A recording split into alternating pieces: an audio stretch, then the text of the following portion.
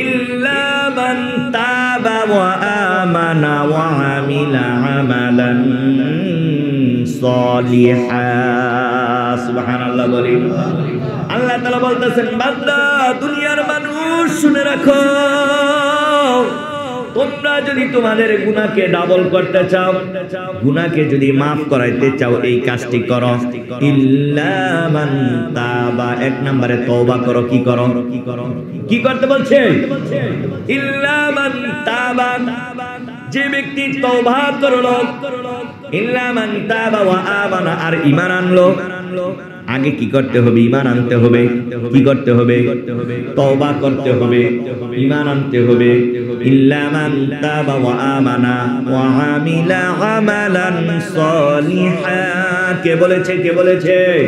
আল্লাহ পাক রব্বুল আলামিন বলেন, বান্দা ঈমান আনলা, তওবা করলা, আমলে সলিহ করলা, করলে পরে ফাউলাইকা ইউবাদদিলুল্লাহ। আল্লাহু আকবার। আল্লাহ পাক রব্বুল আলামিন বলেন, বান্দা, তুমি যখন তওবা করলা, তুমি যখন আমার উপর ঈমান আনলা, আর তোমার গুনাহ মাফের জন্য যখন তুমি কাঁদলা, চোখের পানি ছেড়ে দিলা, তুমি যখন আমি আল্লাহ তাআলার দরবারে সারেন্ডার হয়ে গেলাম, ফাউলাইকা ইউবাদদিলুল্লাহ, আমি আল্লাহ পাক রব্বুল আলামিন তোমার গুনাহকে ধুয়ে মুছে সাফ করে দিয়ে তোমার গুনাহগুলোকে আমি আল্লাহ তাআলা নেকি দ্বারা ভরপুর করে দে। কি দ্বারা ভরপুর করে দে বলেন দেখি? শুধু তাই নয়, সূরাতুল মারইয়ামের 60 নম্বর আয়াতে আল্লাহ তাআলা এই কথাটা আবার এইভাবে বলেন, ইল্লা মান তাবা ওয়া আমানা ওয়া আমিলা সলিহান ফাউলাইকা ইয়াদখুলুনাল জান্নাহ। আল্লাহু আকবার। আল্লাহ তাআলা বলেন, ইল্লা মান তাবা, যারা তওবা করলো, ওয়া আমিলা আমালান সলিহা, আর যারা আমলে সলহ করলো, আল্লাহ বলেন ফাউলাইকা ইয়াদখুলুনাল জান্নাহ, আমি আল্লাহ তাআলা তাদেরকে আমার জান্নাতে প্রবেশ করাইব। ওয়ালা ইউযলামুনা শাইআ, আমি আল্লাহ তাআলা কারো প্রতি বিন্দু মাত্র জুলুম করি না। বলি সুবহানাল্লাহ। ফালা, আল্লাহ তাআলা বলে ফালা ইউযলামুনা শাইআ, আল্লাহ তাআলা কি কারো উপর জুলুম করতে পারেনি? আল্লাহ বলতেছে, বান্দা, তুমি যদি আমার উপর ঈমান আনো, তওবা করো, আমলে সলিহ করো, তাহলে ফাউলাইকা ইউবাদদিলুল্লাহ, আমি আল্লাহ তাআলা তোমার গুনাহকে maaf করাইব। গুনাহ maaf করায় ক্ষান্ত হইব না, আমি আল্লাহ তাআলা তোমার গুনাহগুলোকে নেকি দ্বারা আরো ডাবল করে দিব। বলি সুবহানাল্লাহ। শুধু ডাবল করেই ক্ষান্ত হব না, ফাউলাইকা ইয়াদখুলুনাল জান্নাহ, আমি আল্লাহ তাআলা তোমাদেরকে জান্নাত দিব। বলি সুবহানাল্লাহ। ওই যে কোরআনের আয়াতের তরজমা শুনলে, কোরআন তেলাওয়াত করলে, পড়লে কি হবে? আমার আল্লাহ তাআলা সূরাতুল আরাফের ভিতরে ঘোষণা করেন, ইযা কুরিআল কুরআনু ফাসতামিউ লাহু ওয়া আনসিতু লাআল্লাকুম তুরহামুন। আল্লাহু আকবার।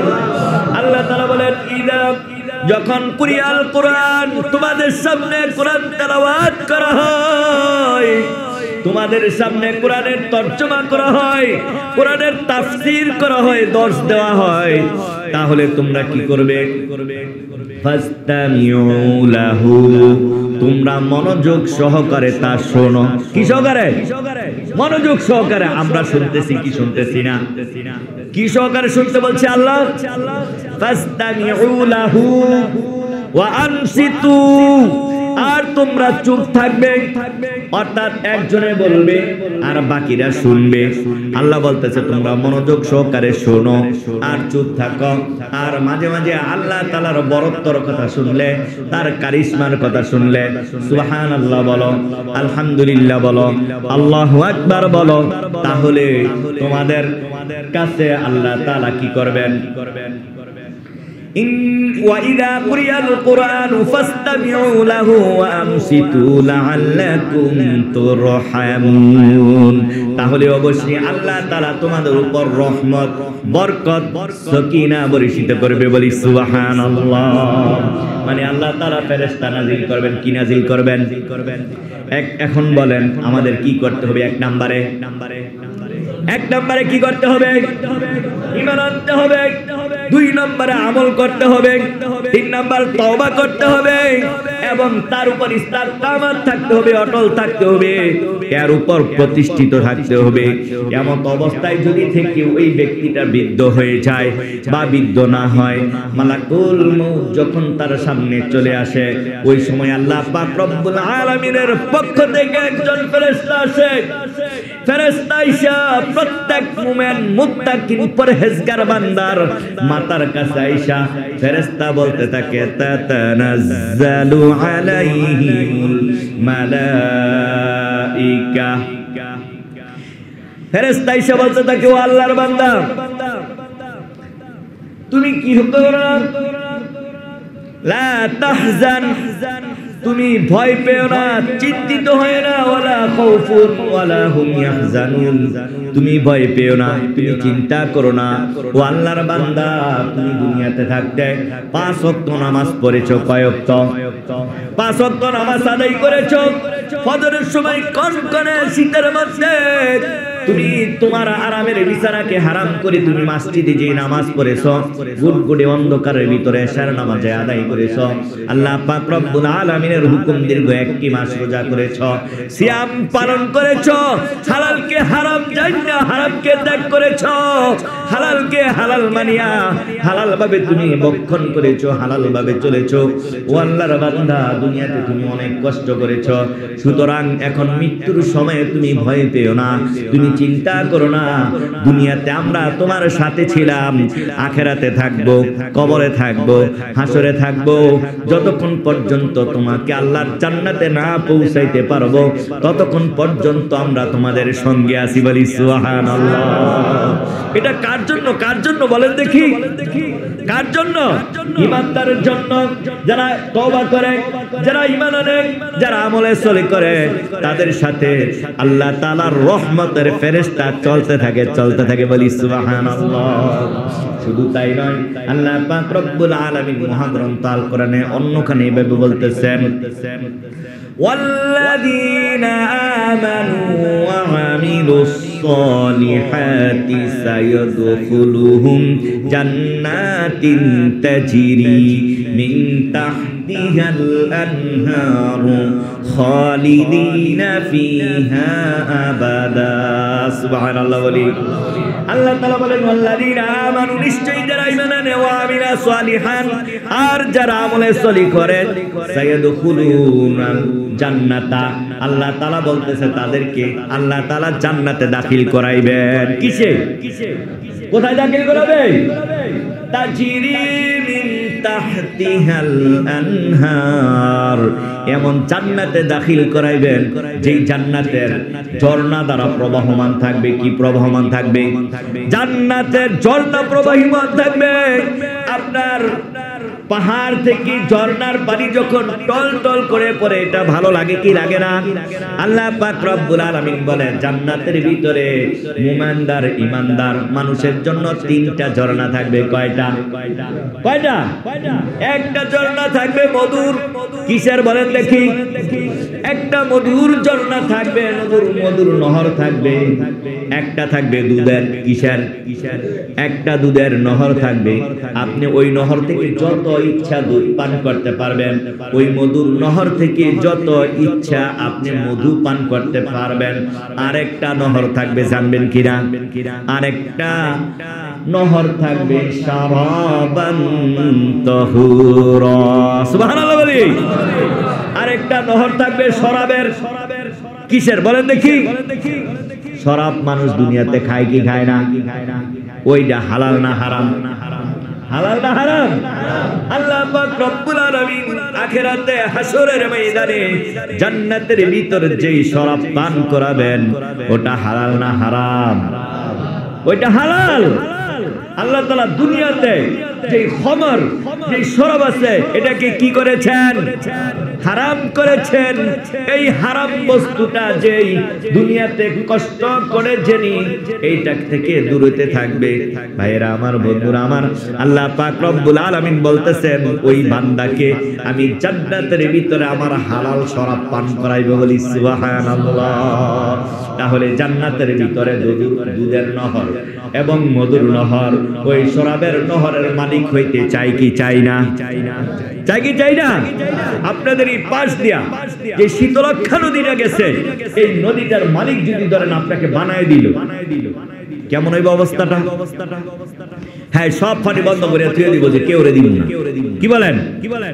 হ্যাঁ, যেরকম ভাবে ইন্ডিয়া এই যে ফারাক্কার ভাত দিয়া আমাদের কি আপনার পানি বন্ধ করে দিয়েছে।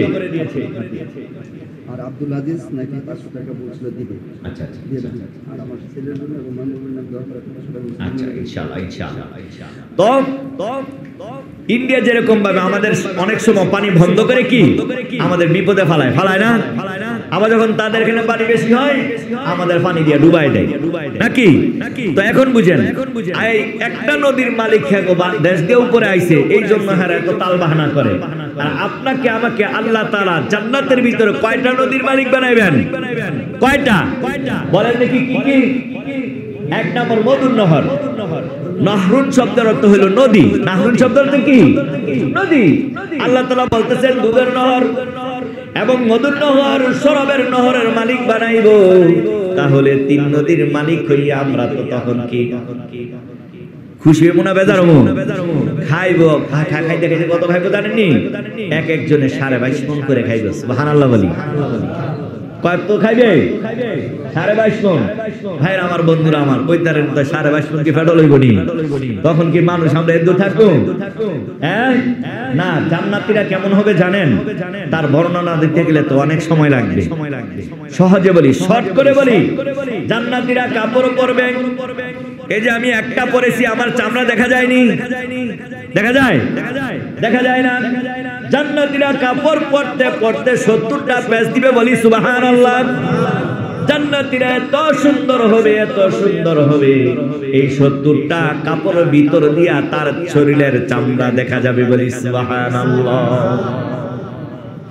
শুধু শরীরের চামড়া দেখা যাবে না, এই চামড়ার ভিতর দিয়া গোশত দেখা যাবে, গোশতের ভিতরে তার হাড্ডিটা পর্যন্ত দেখা যাবে, বলি সুবহানাল্লাহ। শুধু হাড্ডিটা দেখা যাবে না, এই হাড্ডির ভিতরে যে আপনার রক্ত আছে, হাড্ডির ভিতরে যে আপনার মগজ আছে, এই মগজটা পর্যন্ত আপনি দেখতে পাইবেন, বলি সুবহানাল্লাহ। এই জান্নাত আমরা পাইতে রাজি আছি না নাই? সকলে রাজি আছি তো? যদি আমরা সকলে রাজি থাকি তাহলে কি করতে হবে? গুনাহ কাজ বেশি করে করব, সওয়াবের কাজ একটুও করব না, নেকের কাজ একটুও করব না। কি বলেন? আমাদের কি করতে হবে? নেকের কাজ ছাড়বো না, গুনার কাজ করব না। রাজি আছি তো ইনশাআল্লাহ? এই যে এখন পবিত্র জুমাবার দিন মসজিদ ভরে গেছে মানুষ দিয়া, 5 ওয়াক্ত নামাজে তো ভরে। কি বলেন? ভরেনি? এখন মাহে রমজান মাস হয়তো একটু বেশি হয়, কিন্তু রমজান গেলে অবস্থা দেখা যায় কয়জন মসজিদে আসে, কয়জন ফজরে পাওয়া যায়। কি বলেন? হ্যাঁ, তাহলে দুনিয়াটা হলো আরামের জায়গা না? দুনিয়া কি আরামের জায়গা? আরামের জায়গা কোথায় বলেন দেখি? জান্নাতে। জান্নাতে আল্লাহ তাআলা আপনাকে যে জান্নাত দিবেন, ওই জান্নাতটা হলো এই দুনিয়ার 10 দুনিয়ার সমান, বলি সুবহানাল্লাহ। জান্নাতের ভিতরে আপনাকে যেই বালাখানা দিবে, যেই প্রাসাদ দিবে, এই প্রাসাদের একটা ইট স্বর্ণের হবে, একটা ইট রূপার হবে, একটা হীরার হবে, একটা জহরতের হবে, বলি সুবহানাল্লাহ। ওইখানের সিমেন্ট নাই, ওইখানে আপনার বালু নাই, ওই একটা স্বর্ণের ইট, একটা রূপার ইট, একটা হীরার ইট, একটা জহরতের ইট, এগুলার গাতুন দিব মেশক, জাফরান, আম্বর দিয়া, বলি সুবহানাল্লাহ। ওই জান্নাত আমরা পাইতে রাজি আছি না? কে কে রাজি আছি দেখি বলি? নারে তাকবীর, নারে তাকবীর। কোরআন হাদিস যেখানে, আলেম ওলামা যেখানে, নবী রাসূল যেখানে, গুনার কাজ যেখানে, নেকের কাজ যেখানে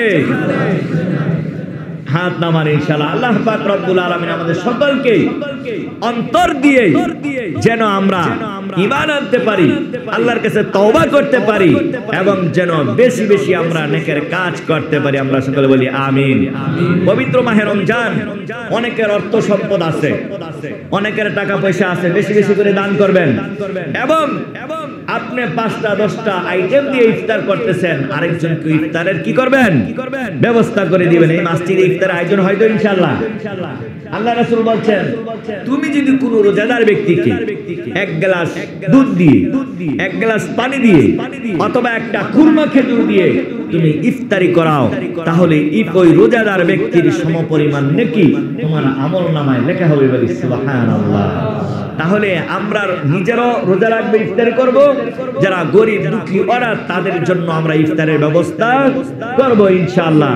আমাদের এই মহল্লার যে কবরস্থানের জন্য অনেকে টাকা তাদের জন্য আপনার ধার্য করা হয়েছিল, কারোর জন্য 5000, কারোর জন্য 10000। এই মাহে রমজানে আপনার এই দানগুলা করে ফেলেন। যদি কেউ নিয়ে আসেন দিতে পারেন। আমরা লাইলাতুল বারাতে অনেকজনের নাম লিখিয়েছি, ওই টাকাগুলো দিয়ে দেন। যদি কেউ আনেন দিয়ে দেন, এখন না আনলে পরবর্তীতে দিয়ে দিবেন। এখানে এই 500 টাকা কি আব্দুল আজিজ নাকি, যে আব্দুল আজিজ 500 টাকা লিখাইছিল তিনি দিয়ে দিয়েছে এবং তার ছেলের নামে 500 টাকা দান করছেন। এখানে আসেন আর কেউ 100 200 500 দান করবেন, দেন দেন জলদি করে দান করেন। এখন না হলে ডিব্বাতে দিবেন। আমরা একটা পারি 100 করে টাকা এখানে দিতে পারি না, সময় দেরি হয়ে যাবে ইনশাআল্লাহ। সামনের জমায় যারা লিখাইছেন তো লিখাইছেন দিবেন, সামনের জমায় কিছু দান করার চেষ্টা করবেন, আমার হাতে দেওয়ার জন্য চেষ্টা করবেন। আমি তাদের জন্য মন খুলে দোয়া করব। ভাই মসজিদের জন্য দিতে পারেন, কবরস্থানের জন্য দিতে পারেন, আর যেটা লিপিবদ্ধ করাইছেন ওইটা অবশ্যই কমিটির হাতে কি দিয়ে দিবেন। আল্লাহ পাক রব্বুল আলামিন আমাদের সকলকে দ্বীনি বিষয়ে সঠিক সহিহ বুঝদান করুন। আমরা বলি আমিন। ঈমান আনার পাশাপাশি যেন আমরা সাথে সাথে সৎ কাজ করতে পারি, নেকের কাজ করতে পারি, গুনার কাজকে আমরা বাইলট করতে পারি, তা ছাড়তে পারি, সেই তৌফিক যেন আল্লাহ তাআলা আমাদের সকলকে দান করুন। আমরা বলি আমিন। মাহে রমজানে যেভাবে আমরা চলবো নেকের ভিতরে, যেন পুরাটা বছর আল্লাহ তাআলা আমাদেরকে নেকের ভিতর ইস্তিকামাত রাখে, সেই তৌফিক দান করুন। আমরা বলি আমিন। ওয়া আখিরি দাওয়ানা আলহামদুলিল্লাহি রাব্বিল আলামিন।